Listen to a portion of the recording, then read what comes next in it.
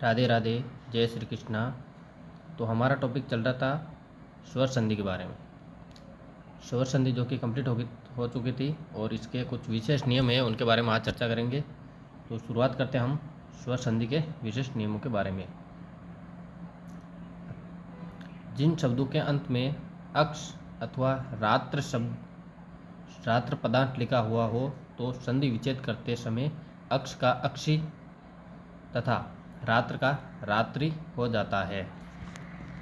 मतलब कि उसके उदाहरण देखते हैं कि जैसे कि प्रत्येक शब्द दे दिया तो इसका संधि विच्छेद करेंगे तो प्रति प्लस अक्षी होगा, और इसका जब संधि करेंगे तो ये अक्षी का अक्ष शेष रहेगा और शब्द बनेगा प्रत्यक्ष। इसी प्रकार दिवा रात्र शब्द आ गया तो दिवा प्लस रात्रि, इस रात्रि का रात्र शेष बचेगा। इसी प्रकार सहस्त्राक्ष शब्द आ गया तो सहस्त्र प्लस अक्षी, अक्षी का अक्षेंश बचेगा तो सहस्त्राक्ष शब्द बन जाएगा। इसी प्रकार नवरात्र शब्द आ गया तो नव प्लस रात्रि, रात्रि का रात्र शेष बचेगा और शब्द बन जाएगा नवरात्र। इसी प्रकार संधि होने पर अंतिम ई के स्थान पर ए हो जाता है, इस कारण ये रात्रि का रात्र विशेष बचता है और अक्षी का अक्षेंश बचता है। नियम, अगला नियम है कि यदि किसी शब्द में ए, ई, ये, इक, ऐ, अयन, आयन आदि प्रत्यय जोड़कर संधि कार्य हो तो शब्द के प्रथम स्वर में परिवर्तन हो जाता है। मतलब ये शब्द है जो इन शब्दों के ये शब्द आते हैं किसी शब्द के पीछे तो इनके प्रथम स्वर में परिवर्तन हो जाता है। अब वो क्या परिवर्तन होता है उसके बारे में हम पढ़ते हैं कि अगर प्रथम स्वर ए हो तो आ में बदल जाता है। मतलब प्रथम शब्द ए हो, स्वर ए आएगा तो आ में बदल जाएगा। जैसे उदाहरण देखते हैं, मनु प्लस ए तो मनु में पहला अक्षर क्या है, मे के अंदर ए छुपा हुआ है तो ए का आ हो जाएगा और शब्द बन जाएगा मानव। इसी प्रकार दशरथ प्लस ई है तो दे के अंदर ए छुपा हुआ है और शब्द बन जाएगा दासरथी, एक आ हो जाएगा तो दासरथी शब्द बन जाएगा।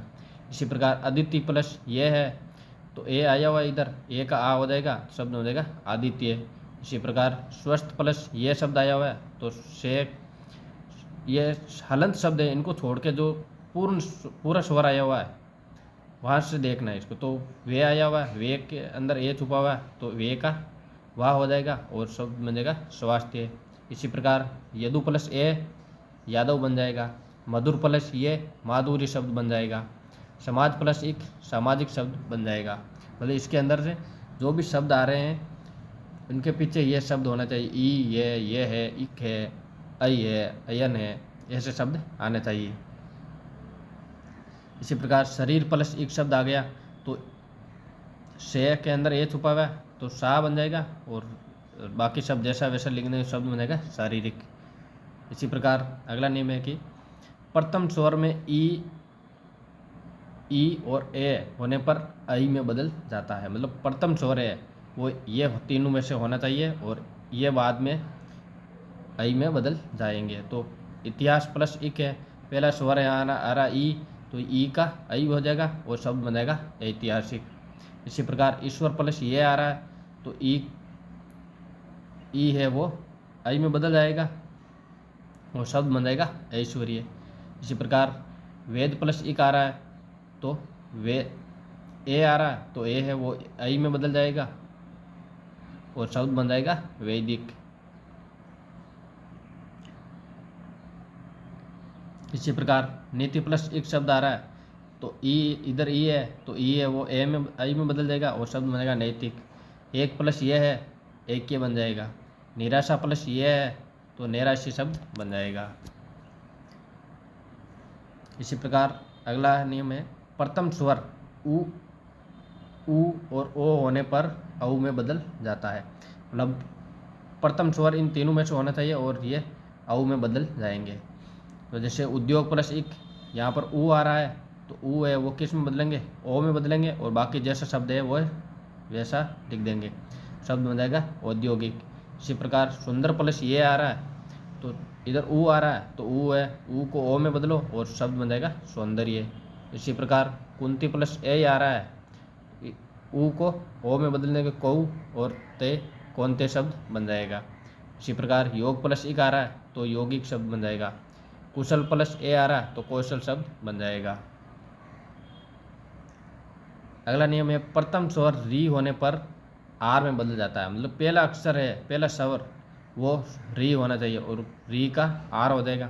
जैसे गृहस्थ प्लस ये है तो गे के अंदर री आया हुआ है तो री का आर हो जाएगा तो शब्द बन जाएगा गारस्थ्य। पृथक प्लस ये आ रहा है तो पार्थक्य शब्द बन जाएगा। इसी प्रकार कुछ शब्दों की संधि करने पर प्रथम शब्द का अंतिम स्वर ऋस्व होने पर दीर्घ स्वर में बदल जाता है। ये तो थे कि इनके पहला अक्षर जो ये स्वर आ रहे हैं उनका अनुसार चेंज होते हैं। अब यहाँ पर है कि कुछ शब्दों की संधि करने पर प्रथम अक्षर है, प्रथम शब्द का अंतिम स्वर है वो हर्ष हो तो वो दीर्घ में बदलेगा। मतलब छोटी मात्रा आ रही है तो वो दीर्घ में बदल जाएगी। जैसे विश्व प्लस मित्र है तो यहाँ पर ए आ रहा है, ऋस्व स्वर है तो इसको दीर्घ करेंगे तो ये आ में बदल जाएगा और शब्द बन जाएगा विश्व प्लस मित्र, विश्वामित्र हो जाएगा। ए का आ हो जाएगा तो विश्वामित्र हो जाएगा। इसी प्रकार मुसल प्लस धार है तो ए आया हुआ है तो ए का आ हो जाएगा और शब्द बन जाएगा मूसलाधार। मार प्लस मारी शब्द आया हुआ है तो ए आया हुआ ए का आ हो जाएगा, शब्द बन जाएगा मारा मारी।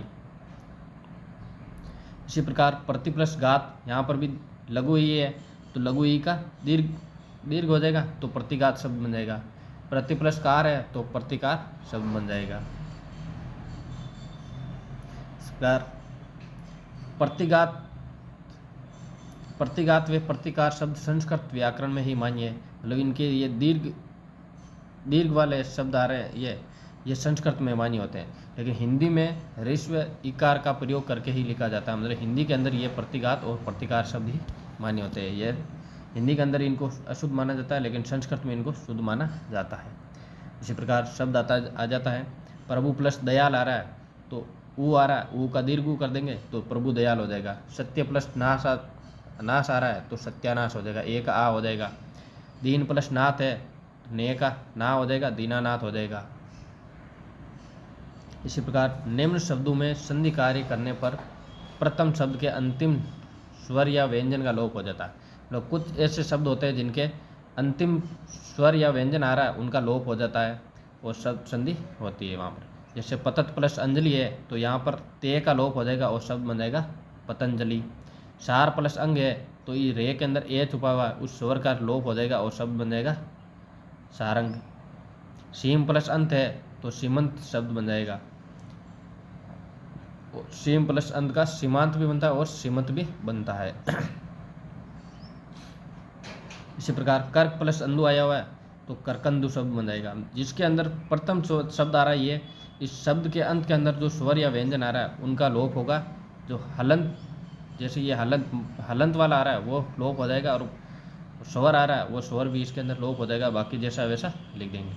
तो अप धन अंग है तो अपंग शब्द हो जाएगा और यही अप प्लस अंग अपांग भी बनता है।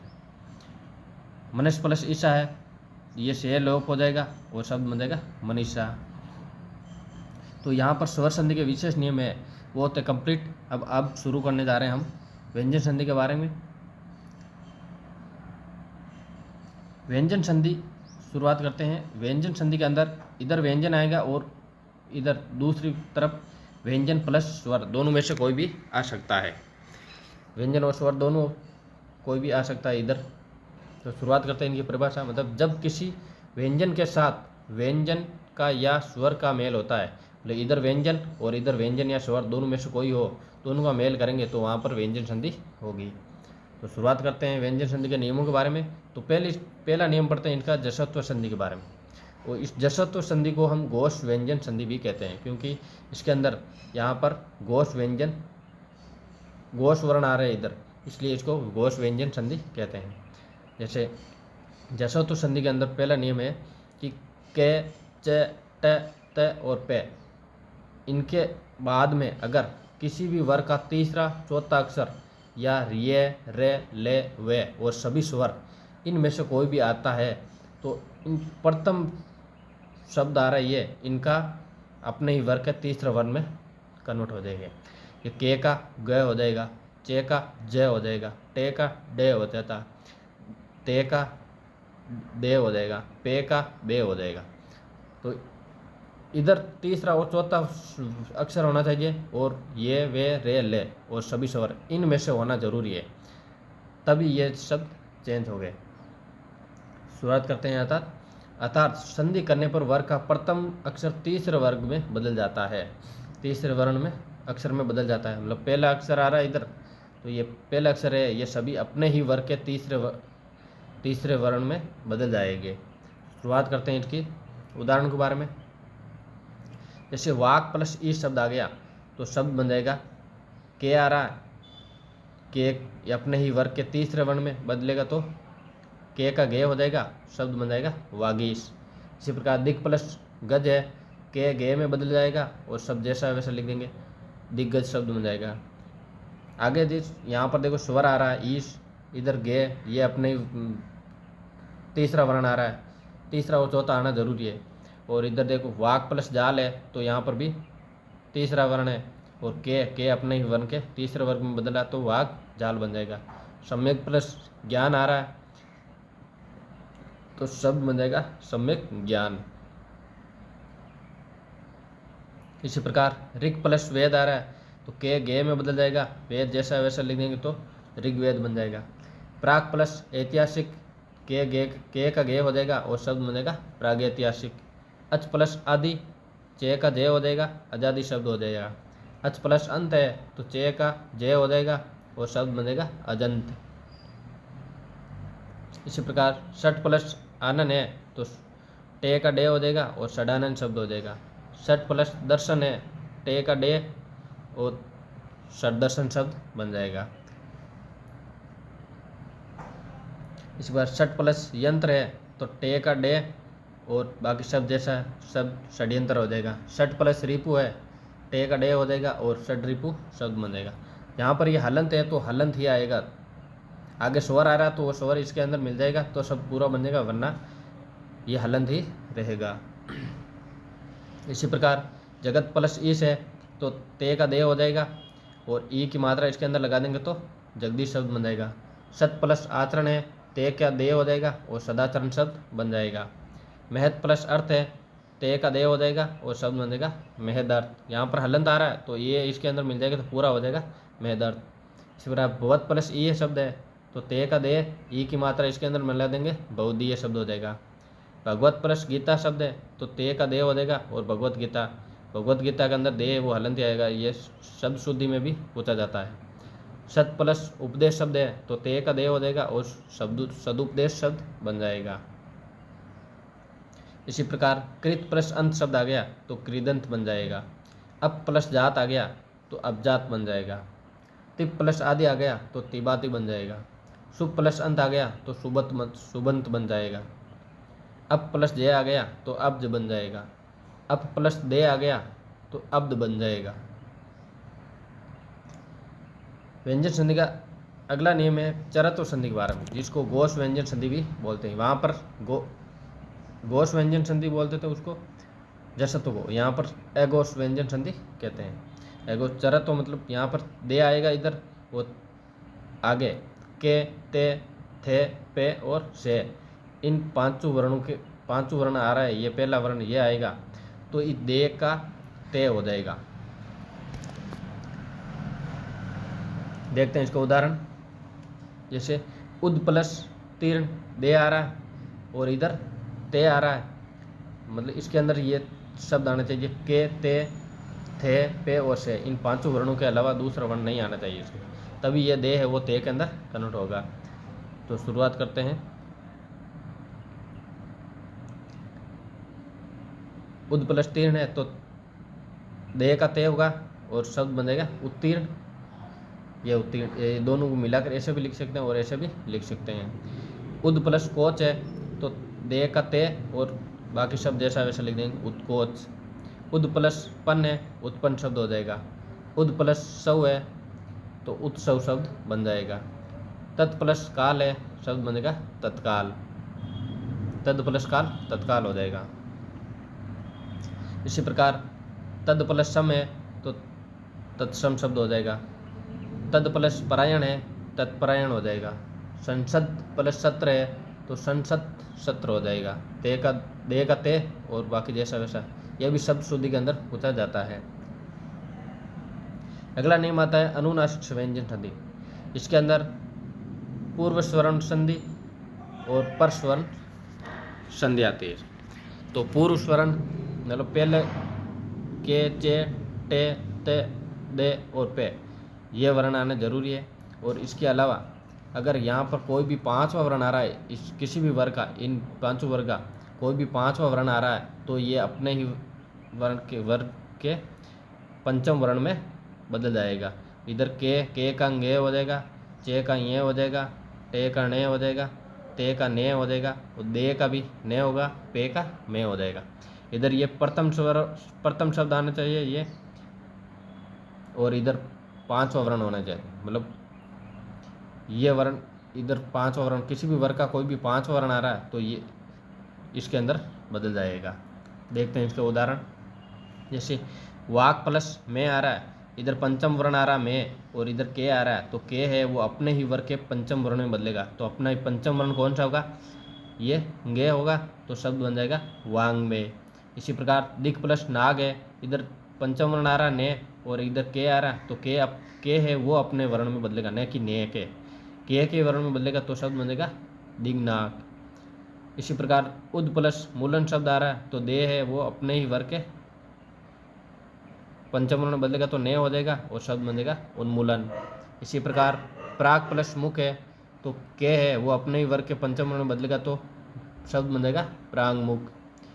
उद प्लस नति शब्द आ रहा है तो दे है वो ने में बदलेगा और शब्द बनेगा उन्नति।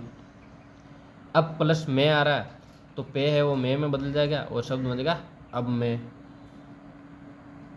इसी प्रकार षट प्लस मास शब्द आ रहा है तो टे है वो अपने ही वर्ग के पंचम वर्ण में बदलेगा णे और इधर में तो शब्द बनेगा षण मास।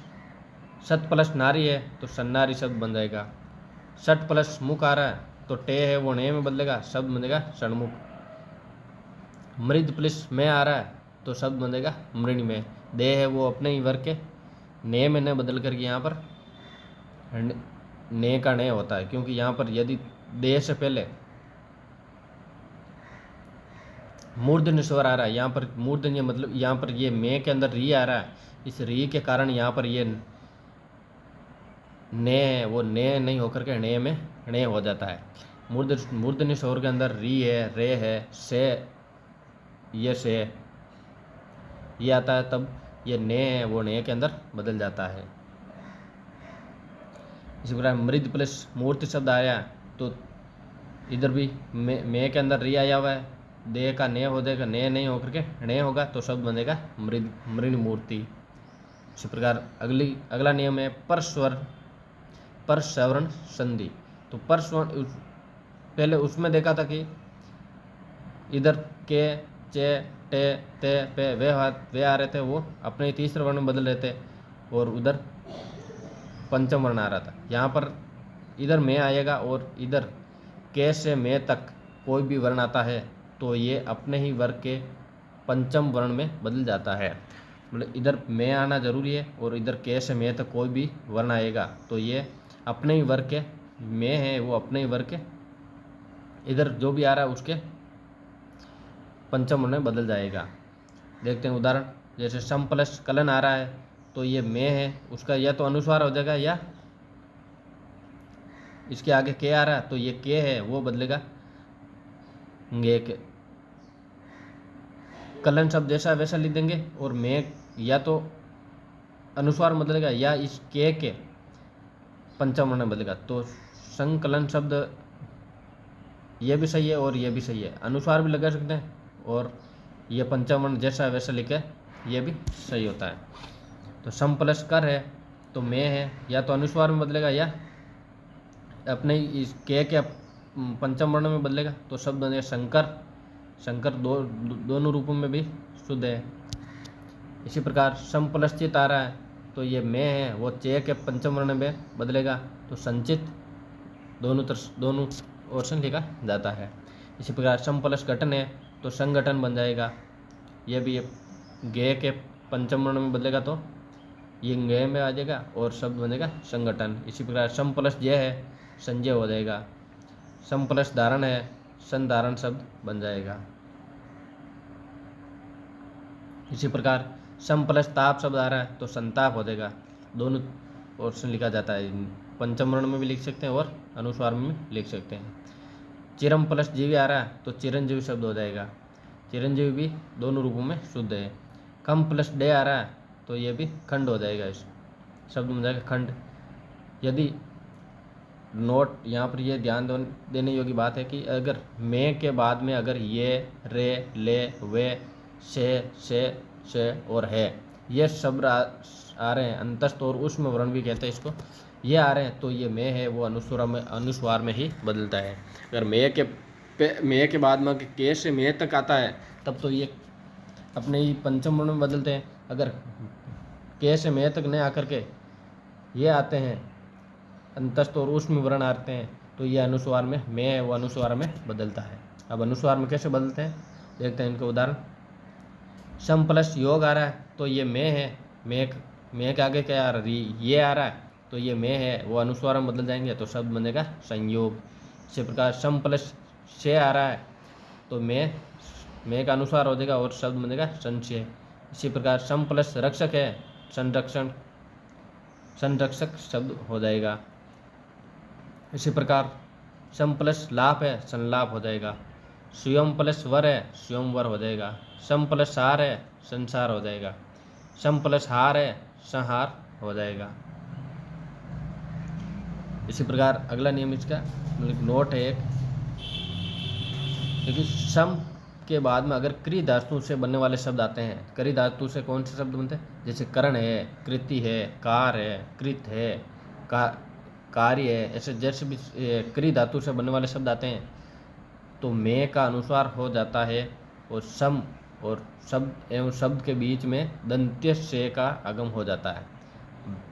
से के अंदर भी इस से को तालव्य से बोलते हैं, इसको मूर्धन्य बोलते हैं और इसको दंत्य से बोलते हैं। तो ये अगर सम के बाद में क्री धातु से बनने वाले शब्द आ रहे हैं तो इस दंत्य से का आगम हो जाता है, मतलब ये बीच के अंदर ये से का आगम होता है। जैसे सम प्लस कृत शब्द आ रहा है तो इधर मैं है और इधर कृत धातु से बनने वाला शब्द आ रहा है, कृत आ रहा है, तो इस मैं का तो अनुस्वार हो जाएगा लेकिन इन दोनों के बीच में से का आगम हो जाएगा। सम प्लस कृत संस्कृत हो जाएगा।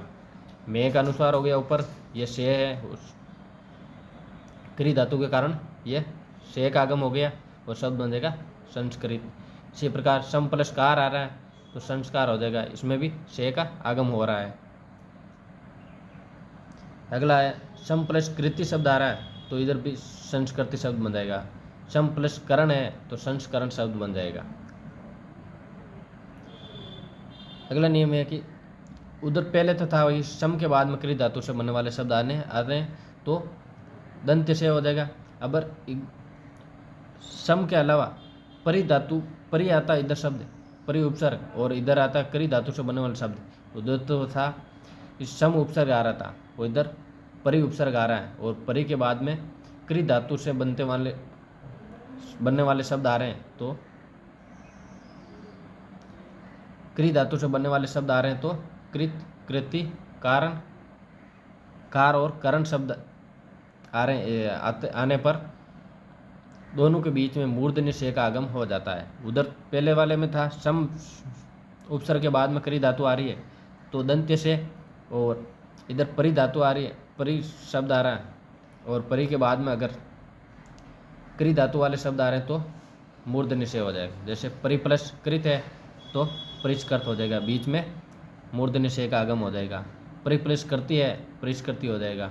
परि प्लस कार है, परिष्कार हो जाएगा। परि प्लस कार्य है, परिष्कारी हो जाएगा। परि प्लस करण है, परिष्करण हो जाएगा। इसी प्रकार अगली संधि है ते और दे की संधि। इधर तो आएंगे ते और दे में से दोनों में से एक आएगा और इधर आएगा चे। अगर ते और दे के बाद में चे आ रहा है तो इस ते और दे का भी चे हो जाएगा। जैसे उदाहरण देखते हैं, शरद प्लस चंद्र है तो यहाँ पर दे आ रहा है, इधर चे आ रहा है, तो इस दे का चे हो जाएगा और चंद्र जैसा शब्द वैसा लिख देंगे। तो शरद, दे का चे करें तो शरद प्लस चंद्र शरद चंद्र हो जाएगा। इसी प्रकार उद प्लस चारण आ रहा है तो दे का चे हो जाएगा और शब्द बनेगा उच्चारण। इसी प्रकार सत प्लस चरित्र आ रहा है, ते का द हो जाएगा और सत चरित्र शब्द बन जाएगा। सत प्लस चेष्ट आ रहा है तो सचेष्ट शब्द बन जाएगा। अब पहले वाले नियम में थे कि ते और दे के बाद में चे आ रहा है, तब वो ते और दे है उसका चे बनता है। अब यहाँ पर ते और दे के बाद में छे आ रहा है तो भी इस ते और दे का चे बनता है, चे हलंत बनता है।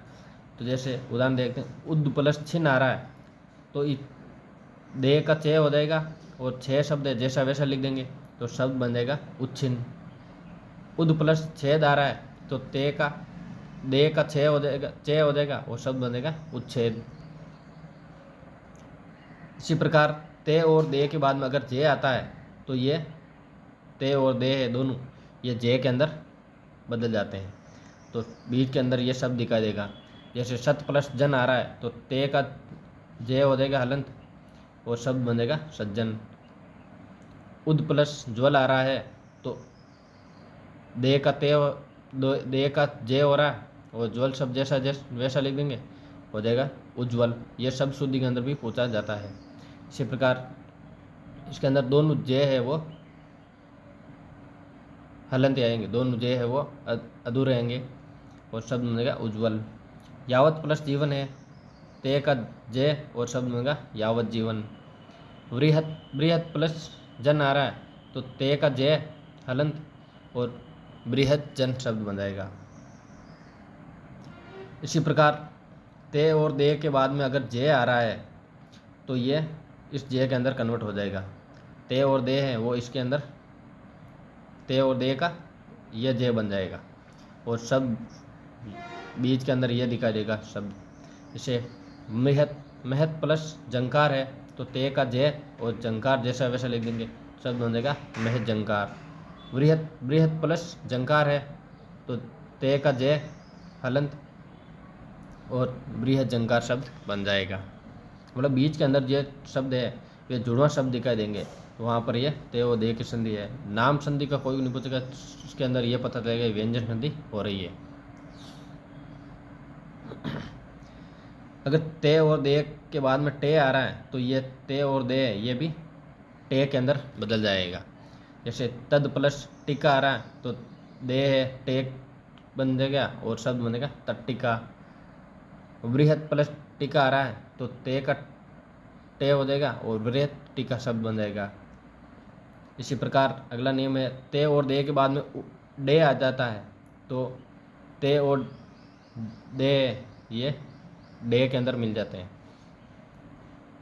ते और दे का डे हो जाता है और शब्द बीच के अंदर ये जुड़वा शब्द दिखाई देगा। तो उद प्लस डयन है तो दे का डे बन जाएगा और शब्द बनेगा उड्डयन।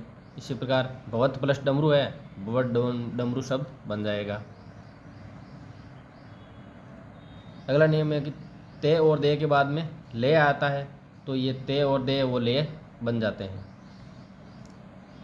और शब्द बीच के अंदर ये डबल ले दिखाई देगा, जुड़वा शब्द दिखाई देगा। जैसे तद प्लस लीन आ रहा है तो दे का ले हो जाएगा और तल्लीन शब्द बन जाएगा। उद प्लस लेख है तो दे का ले और शब्द बनेगा उल्लेख। इसी प्रकार उद प्लस लेख लंघन है तो दे का ले और शब्द बनेगा उल्लंघन।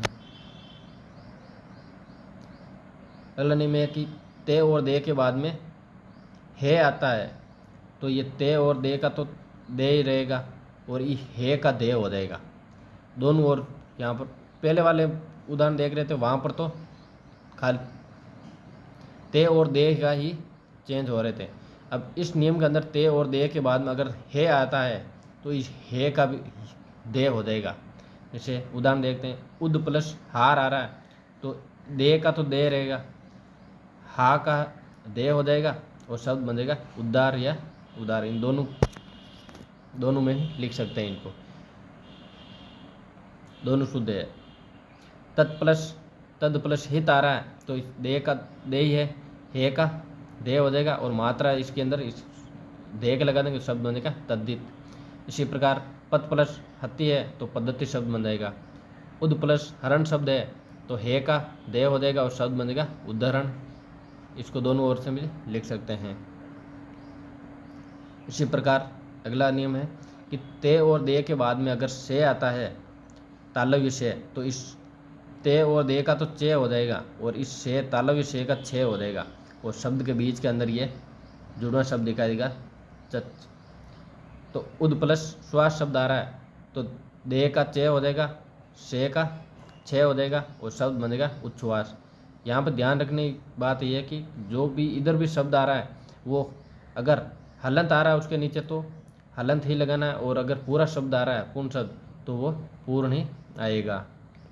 जैसे सत प्लस शास्त्र है तो ते का चे छे से का छे हो जाएगा और आ की मात्रा इस छे के अंदर लगा देंगे तो सतशास्त्र बन जाएगा। तद प्लस शिव आ रहा है तो दे का चे से का छे हो जाएगा और शब्द बनेगा तत्शिव।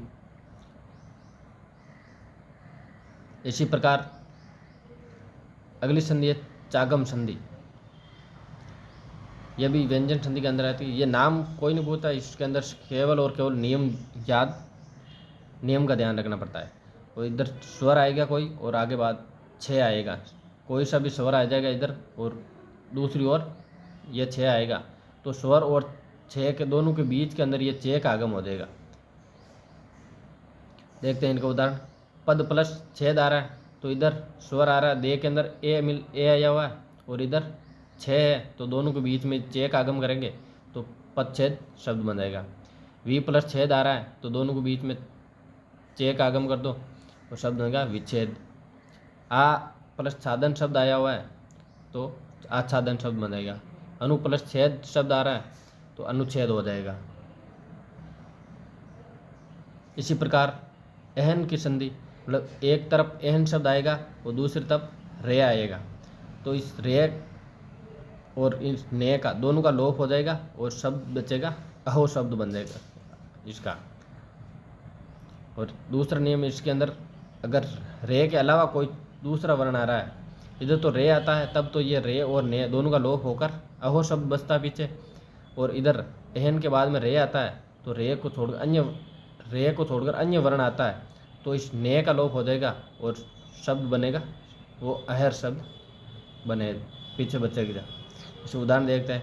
एहन प्लस रात्रि शब्द आ रहा है तो इधर रे आ रहा है तो ये रे है, इस ने का लोप हो जाएगा और रात्र शब्द जैसा वैसा रात्रि का रात्र शब्द बचेगा और एहन का अहो हो जाएगा और शब्द बनेगा अहोरात्र। इसी प्रकार एहन प्लस रूप है तो अहो रूप हो जाएगा। एहन प्लस एहन दोनों तरफ एहन आ गया तो अहर शब्द बन जाएगा, क्योंकि ने लोप हो जाएगा और रे के अंदर ये ए मिल जाएगा तो रे पूरा हो जाएगा और है जैसा वैसा लिख देंगे, अहर शब्द बन जाएगा। एहन प्लस निशा शब्द आ गया तो अहर निश शब्द बन जाएगा। अगली है मूर्धन्य व्यंजन संधि। मूर्धन्य व्यंजन संधि के अंदर ई और ऊ आएगा, इधर दोनों में से एक आएगा इनमें से और इधर ये से आएगा दंत्य से, तो इस दंत्य से का ये मूर्धन्य से हो जाएगा और इस से के आगे अगर थे और ठे आ रहा है तो थकार का ठकार हो जाएगा, मतलब ये थे आएगा तो थे का ठे हो जाएगा और ने का णे हो जाएगा।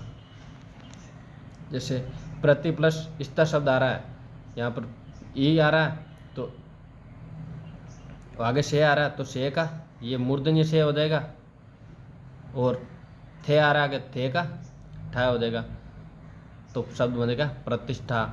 नी प्लस स्था शब्द आ रहा है तो दंत्य से का मूर्धन्य से हो जाएगा और थे का ये थे हो जाएगा और स्वर इसके अंदर मिला देंगे तो शब्द बनेगा निष्ठा। इसी प्रकार अनु प्लस स्थान शब्द है तो अनुष्ठान शब्द बन जाएगा। वी प्लस सम है तो विषम शब्द बन जाएगा। इसी प्रकार नी प्लस सेद आ रहा है तो इस से का मूर्धन्य से कर देंगे और शब्द बनेगा निषेध। युधि प्लस स्थिर शब्द है तो युधिष्ठिर शब्द बनेगा। इस से का ये से हो जाएगा, थे का ठे हो जाएगा, और ये मात्रा है ई की ये थे के लगा देंगे तो शब्द बनेगा युधिष्ठिर। इसी प्रकार अगला नियम है कि अगर मूर्धन्य से के बाद में ते और थे आता है तो इस मूर्धन्य से तो जैसा वैसा टे रह जाएगा, और ते का ठे ते हो जाएगा, ते का टे और थे का ठे हो जाएगा। अभी इसके अंदर तो क्या पड़ा था कि ई और ऊ के बाद में ये दंत्य से आ रहा है तो मूर्धन्य से हो जाएगा, और यहाँ इसके अंदर है कि मूर्धन्य से के बाद में अगर ते और थे आता है तो ये ते तो टे के मान बदल जाता है और थे है वो ठे में बदल जाता है। देखते हैं उदाहरण, दृश्य प्लस ती आ रहा है तो ये मूर्धन्य से है, यह तो जैसा वैसा रहेगा। अगर ते आ रहा है तो ते है वो टे में बदल जाएगा, और मात्रा इसके अंदर मिला देंगे तो शब्द बनेगा दृष्टि। इसी प्रकार सृष्ट प्लस ती आ रहा है तो ये सब तो जैसा वैसा रहेगा, ते है ते का टे हो जाएगा, और मात्रा इसके अंदर मिला देंगे तो शब्द बनेगा सृष्टि। इसी प्रकार सच प्लस थे है तो थे का ठे हो जाएगा और शब्द बनेगा षष्ठ। इसी प्रकार उत्कृष्ट प्लस ते आ रहा है तो ते का टे हो जाएगा तो उत्कृष्ट हो जाएगा। आकृष्ट प्लस ते आ रहा है तो ते का टे हो जाएगा और शब्द बनेगा आकृष्ट। अगला नियम है कि री ई री रे और से, इन एक तरफ तो ये आएंगे और बाद के इस प्लस के बाद में ने आता है तो ये ने का ने हो जाएगा। ई री रे और से के बाद में अगर ने आता है तो ने का ये णे हो जाएगा। जैसे ऋण शब्द आ गया तो री शब्द जैसा वैसे लिख देंगे और णे का ने कर देंगे, री प्लस ने ऋण शब्द बन जाएगा। इसी प्रकार कृष प्लस ने आया हुआ है तो ये मूर्धन्य से आया हुआ है और री भी आया तो ने का ने कर देंगे, शब्द बन जाएगा कृष्ण। पूरा प्लस ने तो रे आ रहा है तो पुराण शब्द बन जाएगा। परि प्लस मान परिमाण हो जाएगा। इस पहले वाले शब्द के अंदर कहीं पर भी ई री रे और से, इन चारों में से कोई भी वर्ण आ रहा है तो इस ने का ने हो जाएगा। परि प्लस मान परिमाण, त्रिश प्लस ना तृष्णा शब्द बन जाएगा। पोष प्लस ने पोषण शब्द बन गया। परि प्लस नए परिणय शब्द बन जाएगा। प्र प्लस आन प्राण शब्द बन जाएगा। प्र प्लस आंगन प्रांगण शब्द बन जाएगा। प्र प्लस आंगन प्रांगण शब्द बन जाएगा। ये आ है वो प्रे के अंदर मिलाएंगे तो प्रांगण शब्द बन जाएगा। अब इसके अंदर व्यंजन संधि के अंदर कुछ विशिष्ट संधियाँ हैं जिसमें कि व्यंजन, इसको व्यंजन लोप संधि भी बोलते हैं। जैसे कि इसके अंदर कोई भी पीछे प्रथम शब्द ये आ रहा है, इनके अंदर प्रथम शब्द के अंदर जो पीछे हलंत शब्द आ रहे हैं, हलंत वर्ण, उन हलंत का लोप हो जाएगा और शब्द व्यंजन लोप संधि कहलाएगी वो। तो देखते हैं इसके अंदर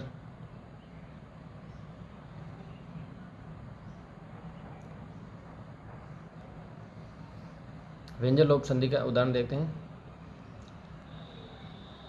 जैसे युवन प्लस राज शब्द आ गया तो इस युवन के अंदर ने शब्द है, इस ने का लोप हो जाएगा और शब्द बनेगा युवराज। राजन शब्द प्लस ऋषि तो राजन में ने का लोप हो जाएगा और शब्द बन जाएगा राजर्षि। पक्षिन प्लस राज आ रहा है तो पक्षी राज बनेगा। इस जो भी हलंत शब्द आ रहे हैं इसके पीछे वो हलंत का लोप हो जाएगा और शब्द जैसा वैसा लिखना है। मंत्रीन प्लस मंडल आ रहा है तो मंत्रिमंडल हो जाएगा। योगिन प्लस ईश्वर आ रहा है तो योगीश्वर हो जाएगा। राजन प्लस माता आ रहा है तो राजमाता हो जाएगा।